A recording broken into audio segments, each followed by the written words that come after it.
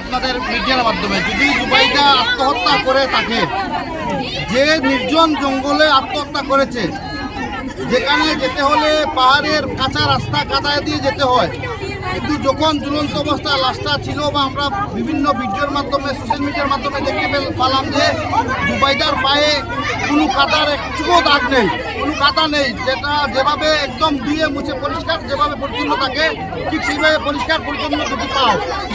দ্বিতীয় প্রশ্ন হচ্ছে, জুবাইদার পায়ের ঘন্টার নিচে কিছু ব্লাড দেখা গেছে।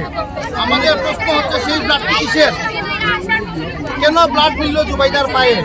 যদি আত্মহত্যা হয় তাহলে কেন এই নির্জন জঙ্গল বেছে নিতে হয়েছে জুবাইদাকে?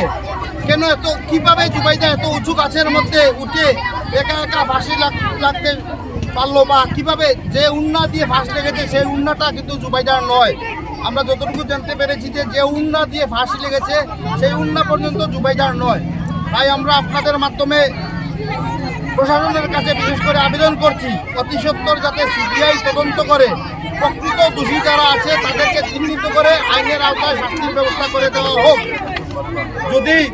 যদি আগামী দুদিনের ভিতরে আমরা এর কোনো সুরাহা না পাই, জুবাইদা হত্যার যদি কোনো সুষ্ঠু তদন্ত আমরা না দেখতে পাই, তাহলে আগামী সোমবারে আমরা টিলাবাজার স্কুলের ছাত্রছাত্রীদের নিয়ে রাস্তা অবরোধ করব। আগামীতে কৈলাসহর এবং কৈলাসহর থেকে আমরা আগরতলা পর্যন্ত আমাদের আন্দোলনকে নিয়ে যাব। যতদিন পর্যন্ত আমরা জুবাইদার ন্যায় বিচার পাইতে আমরা পাচ্ছি না, ততদিন পর্যন্ত আমরা এই রাস্তা ছাড়বো না এবং আমাদের আন্দোলন অনবরত জারি থাকবে। ধন্যবাদ।